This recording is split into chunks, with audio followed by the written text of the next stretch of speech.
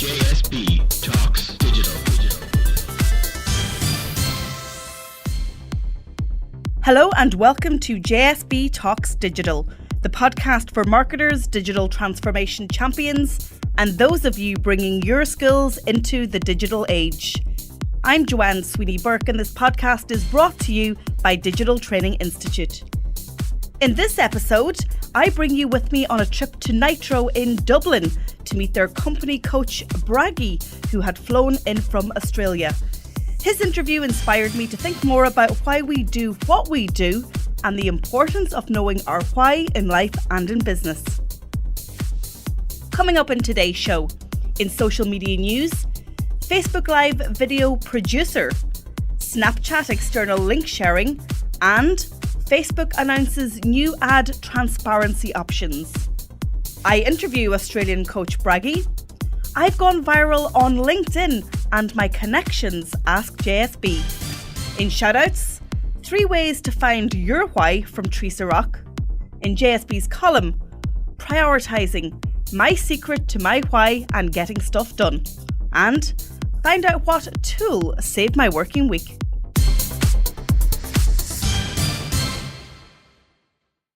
Social media news. Facebook is testing a multi-camera setup and greater live streaming capabilities with a new Facebook Live video producer tool. While it's been in test mode for quite a while, it's now available to some. According to the Next Web, the new feature will allow creators to control footage from multiple cameras in one stream and choose different formats for displaying the videos, such as split-screen view, dividing into quarters, or a picture-in-picture mode. Previously, you could only use multiple cameras and overlays by leveraging Facebook Live's API with third-party solutions. But like everything else, Facebook wants to offer us solutions directly and avoiding third parties. They really are ramping up their desire to be an alternative entertainment channel.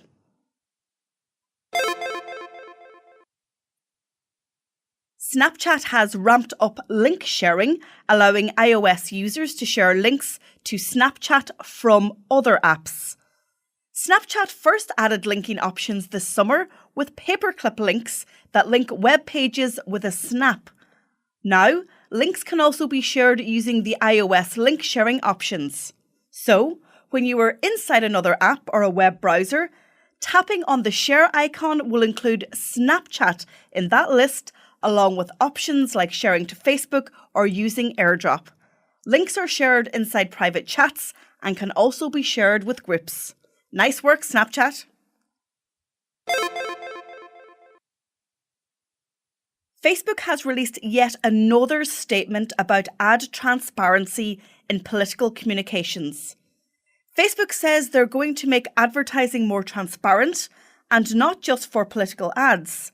Political advertisers will have to verify themselves, and documentation will be required from advertisers who want to run election-related ads.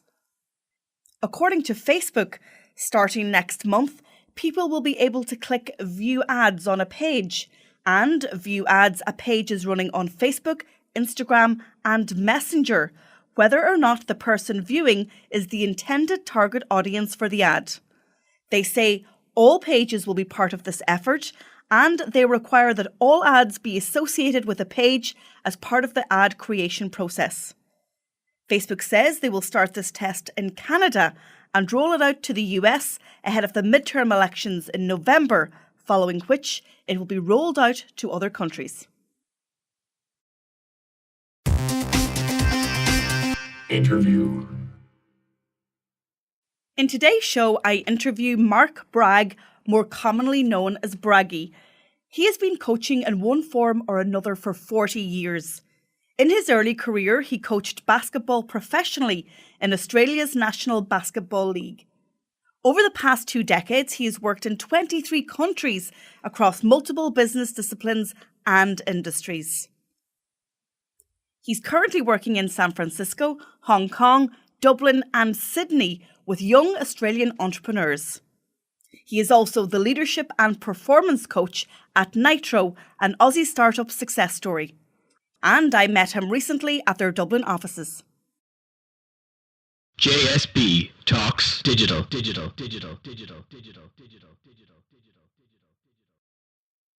I'm in the offices of Nitro today, and I've heard all about Braggy, and I wanted the opportunity to come back and meet him. He's from the whole way from Australia. He's the coach at Nitro, and Nitro have offices in Dublin and in Australia and also in the United States. Braggy, thank you so much for joining me on JSB Talks Digital. Absolutely. Happy to be here. So I want to talk about what success is. I'm an entrepreneur. I've been in business for 9 years, and a lot of people that watch my vlogs are also self-starters. There's been a whole wave of, the recession in Ireland. You experienced it in the United States, and with that came lots of depression and negativity. Thankfully, the wave is actually turning, and we're all going up this way, and much more positive. But I think success to us that have been through that process has actually changed in our mind, whereas before we might have talked about success being finance and being commercially successful, but I think now our thinking has changed. You've worked as a coach for 40 years, 20 years in sport, 20 years in the commercial world. Is there a definition for success, or do we own it ourselves? I think clearly it's very personal, and everyone would define it differently. I get to work with people in non-profit organisations, so making a profit is not that important. It's the result of their work. There's obviously people that are very profit-oriented and geared around that. But I sometimes hesitate to just define it by our business or our enterprise.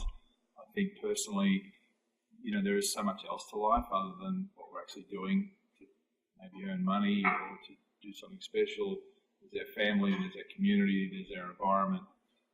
And obviously I've seen folks who have been extremely successful in business, but perhaps not quite so successful in other parts of their life. So I think it's personal for everyone. It's how you define it, but ultimately, obviously, I think people want to feel like they're making a contribution, that they're happy, and that they are in some way being successful. So you started off your career by actually coaching the Australian national basketball team. How do you bring some of those learnings into the business world? It was probably the best start I could have had for what I'm doing in business, because the thing about professional sport is it's extremely visible. Like, you either win or you lose. There is no grey area, and it's very public. So if you lose, people know, people have got an opinion, they know why you lost and why you didn't. And then to make matters even worse, there's a videotape that shows you every single thing that happened. Now, business is not exposed to that level, but some of the things that I learned in that environment, and a lot of them were my own errors and mistakes, I think if you can take those and just understand that the business environment is different.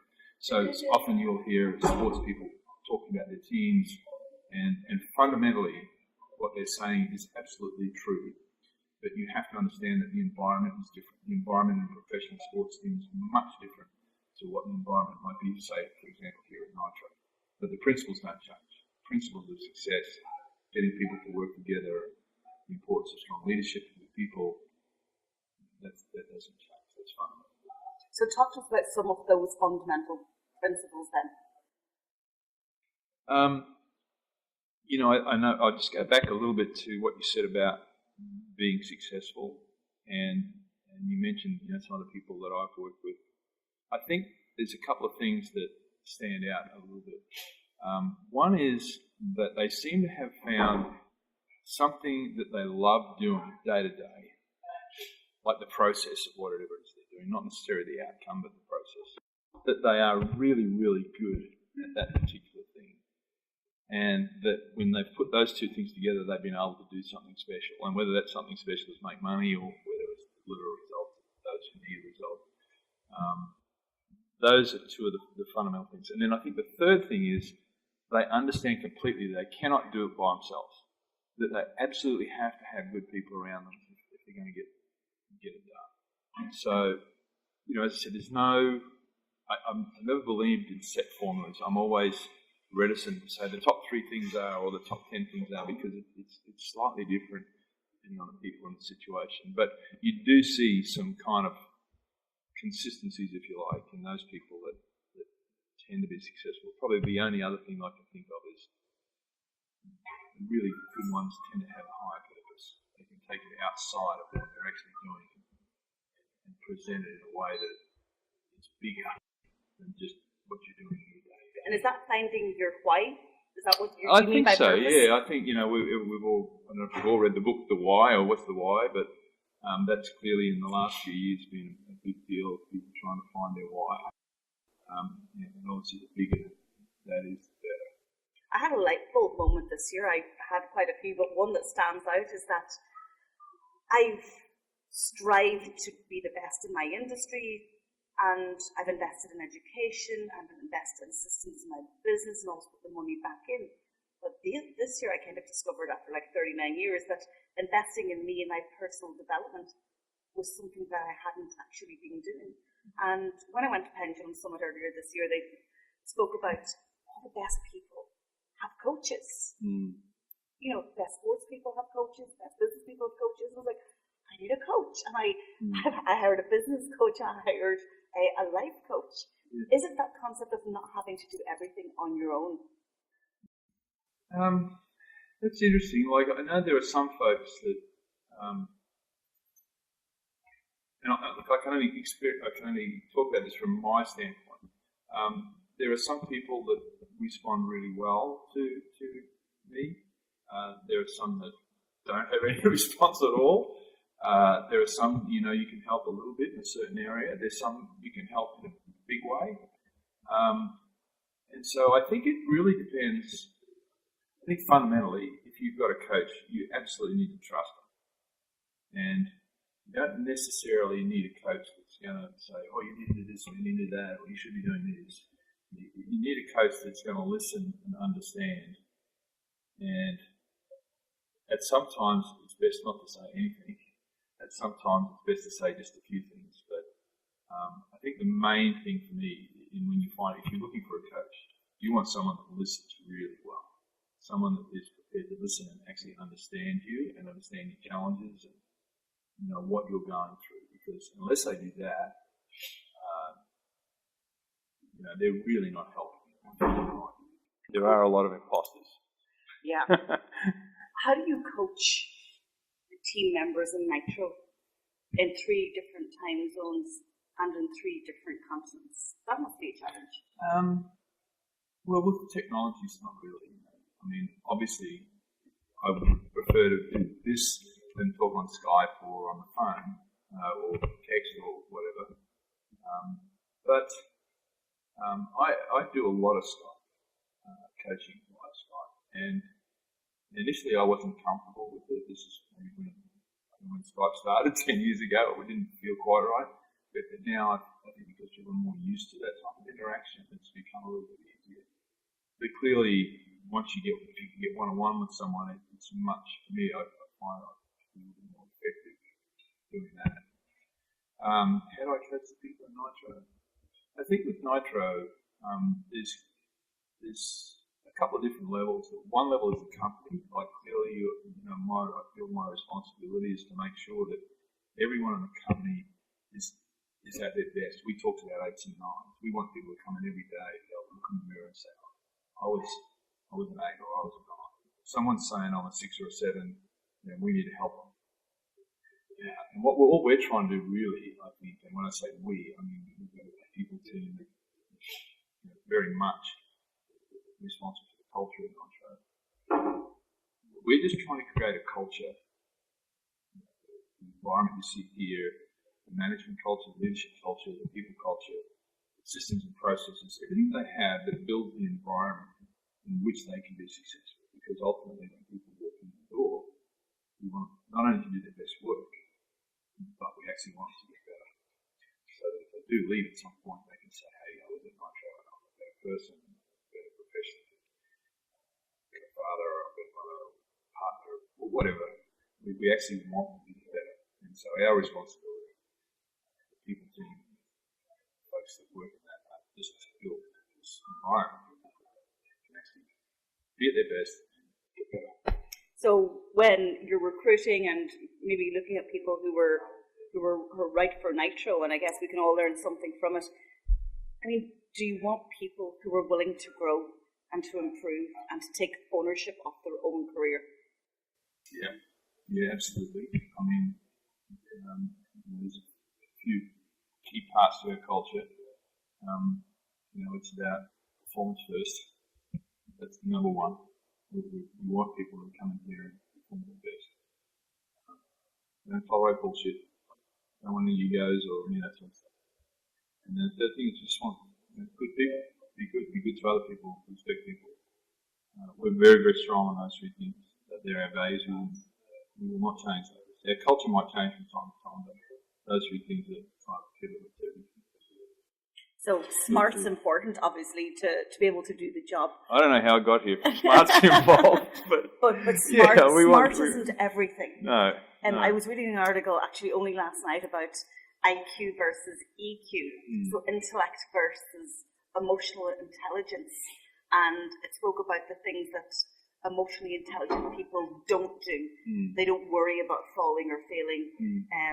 They don't say yes all the time, and it was really interesting because I guess that's professional and personal, mixing your intellect with your emotional self. Is that becoming more important for organizations right now? I'm not sure. I think there was a question in preparing for this that you said. It was about how leaders or people running their own business should respond to the changing digital age. Yeah. And the one thing that I know that we do look for is that we want people who are willing to change and adjust, because if you go through creation, it's not the fastest or the strongest or the smartest species that gets through. It's the ones that can adapt and adjust. And so, particularly now with things rapidly changing, you need people that are prepared and understand change. If you've got folks that don't deal with change or resist it, that's always going to be difficult, particularly in a tech industry like we're in. And my final question, with the digital age, we are totally bombarded with lots of content coming into our social news feeds, into our inboxes, online, on different news sites. And then, of course, we're watching people and peers in our industry. And sometimes it feels like we're overwhelmed with the content, and then we're feeling that we're under par because we're comparing ourselves to other people that we were watching and we're seeing they're behind the scenes life. Should we just forget about all of that and just stick with our own why and do our own thing and be the great, unique self that we were meant to be?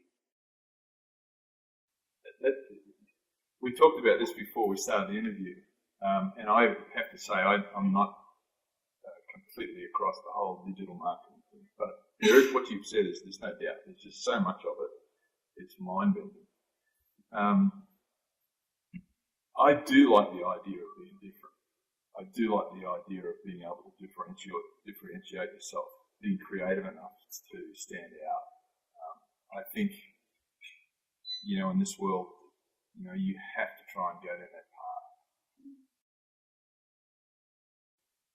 But it's quite interesting. We talk about the digital age, and I watched the video on the plane coming across of Warren Buffett, who doesn't have a computer and doesn't have even a calculator.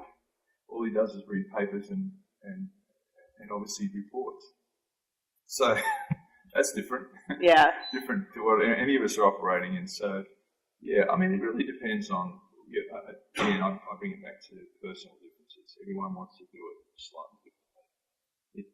Probably wherever your business is, it just depends on how important digital marketing is to your business. For some, it's like critical, I would imagine.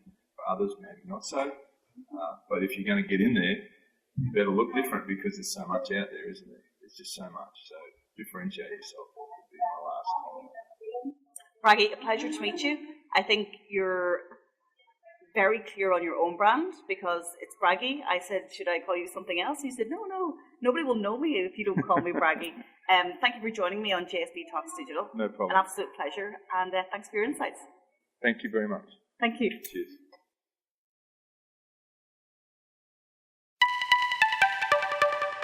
Shoutouts. In this part of the show, I give shoutouts to individuals, organisations, or brands that are remarkable online and worth talking about. This week, I'm sharing 3 nuggets of gold from Theresa Rock, founder of The Big Hearted Way. Theresa is running a Sunday workshop on November 19th in Galway, aimed at busy working women. So, of course, I'm signed up. Check out the event on Eventbrite. Just search Big Hearted Sunday for women. 1. Ask yourself what's important to me and what I can do about it. Theresa says it takes the overwhelming what I should do with my life out of the picture. As crazy as it sounds, she says, don't take it too seriously. You're probably thinking, but it is serious. It's my life we're talking about.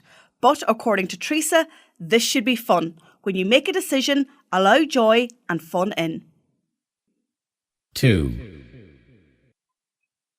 Theresa says we need to stop asking ourselves, what do I want to do with my life?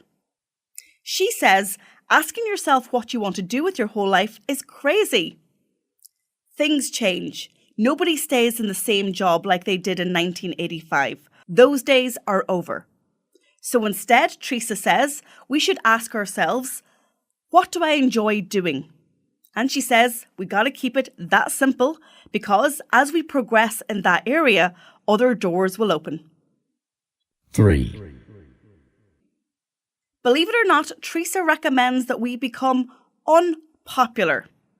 She says that if we're expecting our friends or partner to say, hey, thanks for spending less time with me and committing to do stuff that's right for us, well, it's probably not going to happen. She says being popular is overrated. She insists that we must do what we love, and that will be far more rewarding for us. So, if there's something that you want to pursue in your business or your personal life, just run with it and grab it with both hands. You can join Theresa's Facebook group at facebook.com/groups/Big Hearted Way. Ask JSB. In this part of the show, I usually bring the voice of my listeners onto the podcast. But this week, I'm answering a whole host of questions that appeared on my LinkedIn profile over the past week. On the day of Sophie, my daughter's graduation, I posted 2 photos. One of Sophie, aged 5, attending my graduation, and one of me attending Sophie's graduation just 2 weeks ago. To date, that post has had over 160,000 views, 3,300 likes, and over 200 comments.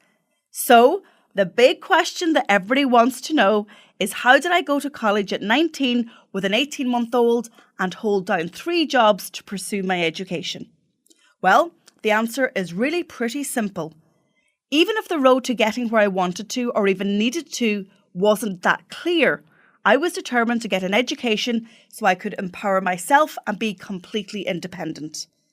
I also wanted to ensure Sophie had an education and that she saw knowledge as her own passport to freedom and, of course, independence. Be sure to take a look at that LinkedIn post and those photos over on my profile at Joanne Sweeney Burke. I'll also link it in the blog post associated with this podcast. And don't forget, if you have a burning social media or digital marketing question, simply click on digitaltraininginstitute.ie/askjsb and leave me a voicemail. JSB's column. In today's column, I'm sharing how I make my why a reality. The simple tactic is prioritizing. So I'm sharing my prioritizing hacks in business. First of all, I prioritize my clients. So I ask myself, what's most important to them? First of all, I'll meet them to agree the brief. From my perspective, I need to know their expectations and the deliverables of the contract, whether it's consulting or training. I'll also discuss timeframe, budget, and who will sign off on my work. Nobody wants their work to be held up. And finally, we'll discuss what other aspects of work could I add value to that's not in the current scope of the project. The next most important thing to me in business is marketing my business, just like sitting here right now and recording this podcast. I use content marketing to promote my business, and it's my chief strategy.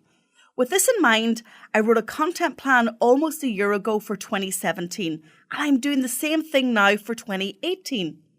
Most of the plan has been implemented. Yes, I said most of it. Some of it, I'm afraid, fell by the wayside. But let me share what stayed and what got implemented. So, on a Monday, I will publish my vlog or a video, JSB in Conversation With, on YouTube.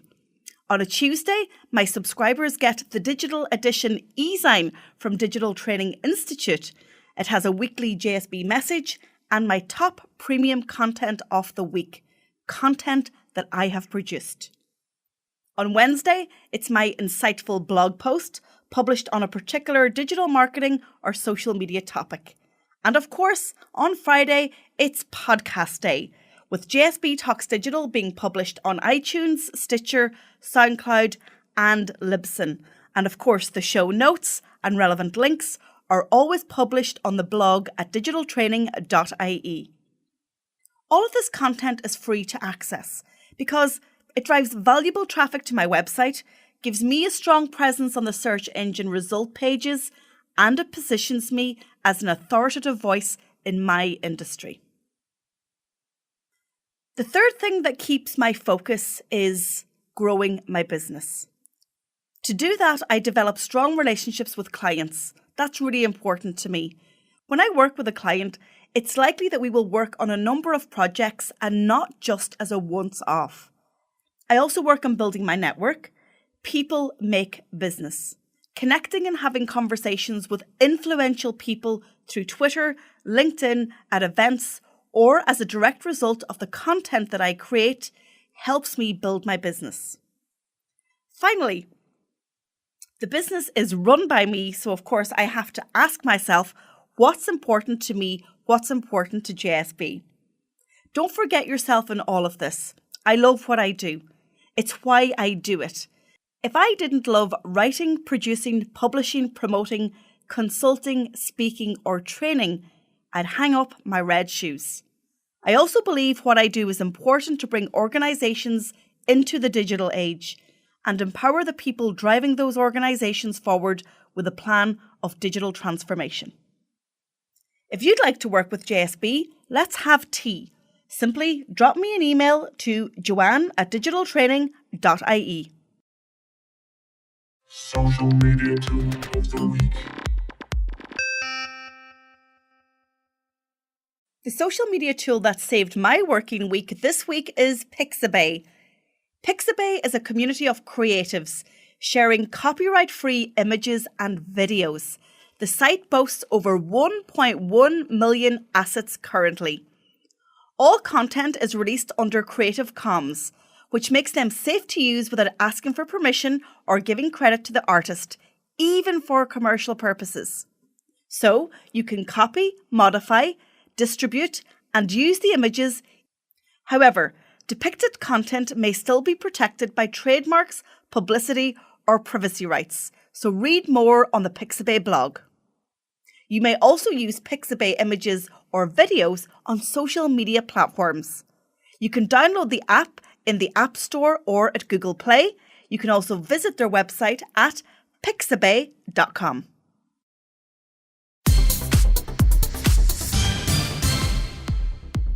Thank you for tuning in to episode 73 of JSB Talks Digital. As always, I have everything discussed on today's show on my award-winning blog over at digitaltraining.ie. Be sure to subscribe to the podcast on iTunes, Stitcher, or SoundCloud. And don't forget to send me your questions for Ask JSB at digitaltraininginstitute.ie/AskJSB. I'm Joanne Sweeney Burke. This is JSB Talks Digital. Thanks for listening, and I'll talk to you soon. JSB Talks Digital.